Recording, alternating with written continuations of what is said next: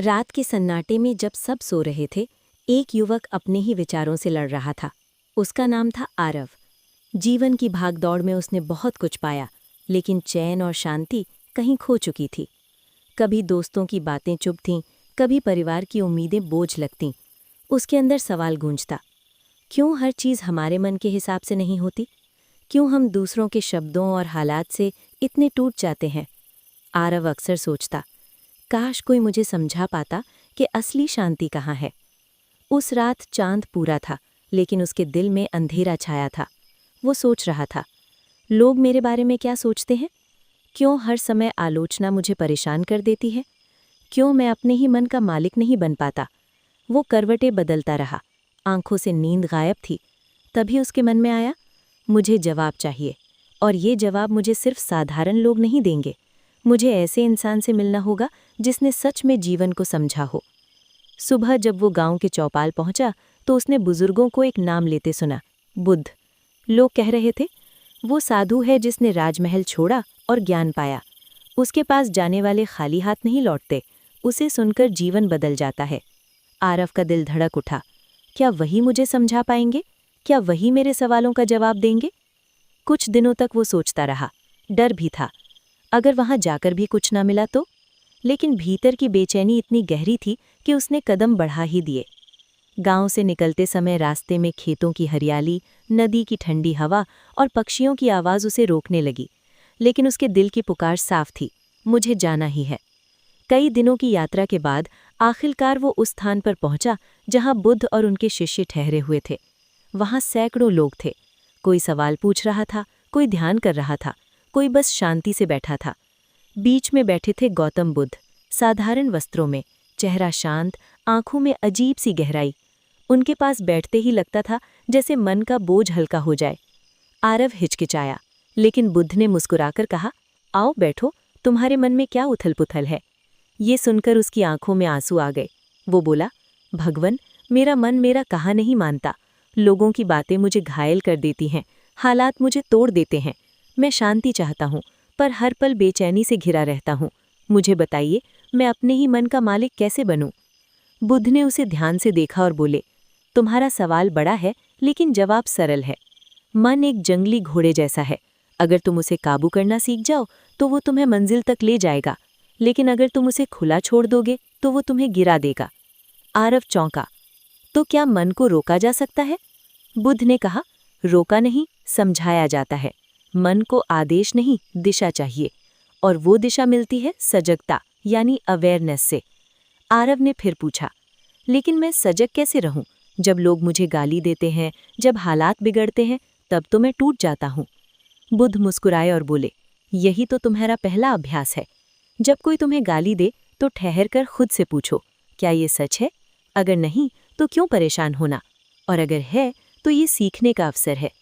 फिर बुद्ध ने एक दृष्टांत सुनाया, मान लो कोई तुम्हें उपहार लाए और तुम उसे स्वीकार ही ना करो, तो वो उपहार किसके पास रहेगा? देने वाले के पास। इसी तरह जब कोई तुम्हें अपमान देता है और तुम उसे स्वीकार नहीं करते, तो वो अपमान उसी के पास लौट जाता है। ये सुनते ही आरव का चेहरा बदलने लगा।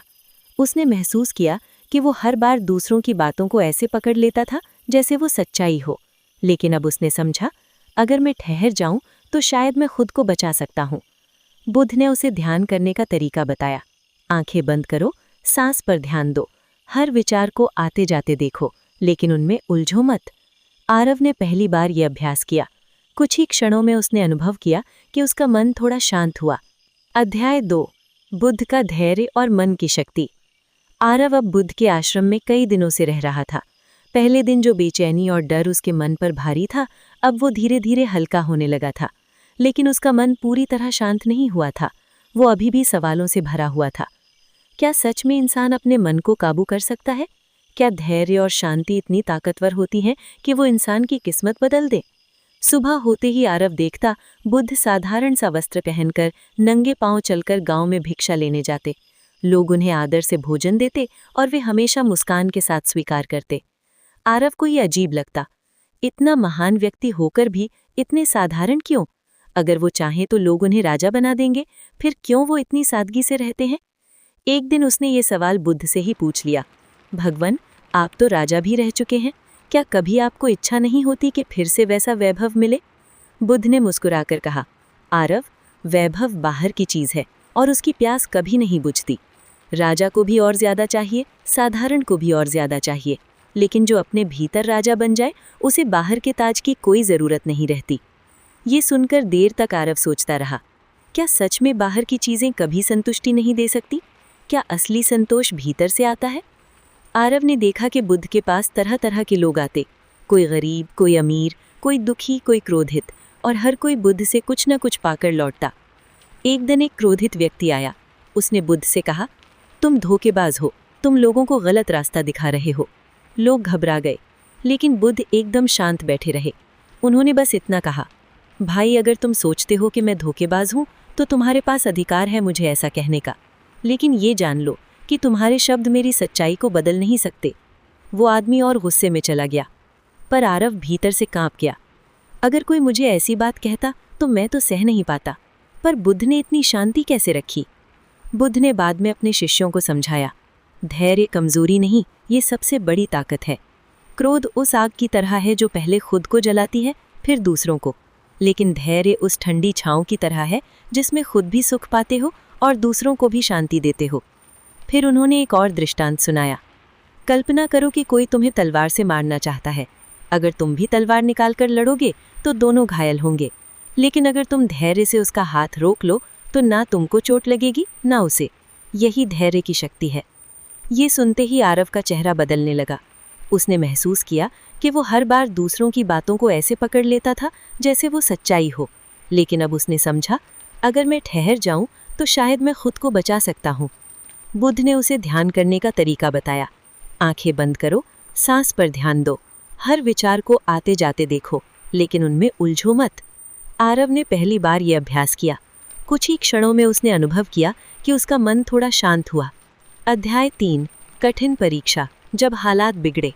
बुद्ध के आश्रम में कई सप्ताह बिताने के बाद अब आरव को लगने लगा था कि उसने अपने मन पर काबू पाना शुरू कर दिया है।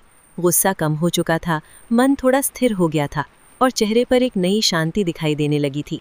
लेकिन जीवन कभी बिना परीक्षा के किसी को आगे नहीं बढ़ाता। जो सीख तुम पाते हो उसे जीवन किसी न किसी तरह परखता जरूर है। एक दिन बुद्ध ने आरव से कहा, अब तुम्हें अपनी सीख को जीवन में आजमाने का समय आ गया है। थोड़े समय के लिए अपने गांव लौटो और देखो कि क्या तुम परिस्थितियों में शांत रह पाते हो। आरव थोड़ा डर गया। गांव, वही लोग, वही बातें, वही ताने, अगर मैं फिर टूट गया तो? लेकिन बुद्ध ने आश्वासन दिया, परीक्षा से मत डरो, अगर तुम गिरोगे भी तो सीख और गहरी होगी। गांव लौटते ही आरव का स्वागत अलग अंदाज में हुआ। कुछ लोग उसे देखकर हंसने लगे। अरे, साधु बनना चला था, क्या आप प्रवचन देगा? किसी ने ताना मारा, काम धंधा छोड़कर ध्यान करने चला गया था, अब लौट आया। ये वही बातें थी जो पहले उसे भीतर तक तोड़ देती थी, लेकिन इस बार उसने गहरी सांस ली और चुपचाप मुस्कुरा दिया। घर पहुंचा तो परिवार भी खुश नहीं था। पिता ने गुस्से में कहा, हमने सोचा था तू हमारी इज्जत बढ़ाएगा, पर तू तो भीख मांगने वालों के पास जा बैठा, लोग क्या कहेंगे? माँ की आंखों में आंसू थे। बेटा, तू क्यों हमें छोड़ गया था? आरव चुप रहा, लेकिन भीतर से कांप रहा था। क्या सच में मैं गलत हूँ? क्या बुद्ध की राह पर चलकर मैंने अपनों को दुखी कर दिया? कुछ दिनों बाद गांव के चौपाल में बहस छिड़ गई। लोग कहने लगे, आरव अब आलसी हो गया है, काम नहीं करता, ध्यान से क्या पेट भरता है? किसी ने जोर से कहा, बुद्ध जैसे साधु लोगों को भटकाते हैं और ये लड़का भी बहक गया है। ये सुनकर आरव का खून खौलने लगा। उसका मन चीखना चाहता था, तुम्हें क्या पता बुद्ध क्या है? तुम्हें क्या समझ है शांति की? लेकिन उसी क्षण उसे बुद्ध के शब्द याद आए, क्रोध आग है, धैर्य छांव है। उसने अपनी मुट्ठियां भींच सी और चुपचाप बैठा रहा। दिल में तूफान था, लेकिन चेहरे पर शांति। उस रात अकेले बैठकर वो फूट फूट कर रोया। क्यों लोग समझते नहीं? क्यों मैं हमेशा सबको साबित करने में लगा रहता हूँ? क्या सच में ये रास्ता सही है? उसका मन डगमगाने लगा। उसे लगा जैसे उसकी सारी मेहनत बेकार जा रही है।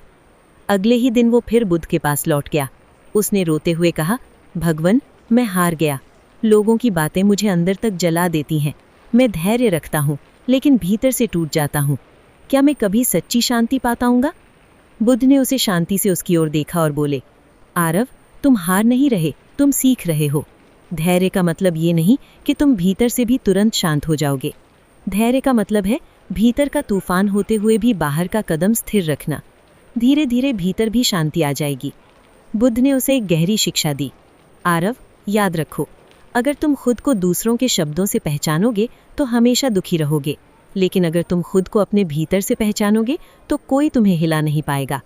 लोगों के शब्द पत्तों की तरह हैं, वे हवा के साथ आते जाते हैं, पर तुम्हारा मन अगर पर्वत जैसा बन गया तो कोई हवा तुम्हें हिला नहीं सकेगी। अब आरव ने और गहराई से ध्यान करना शुरू किया।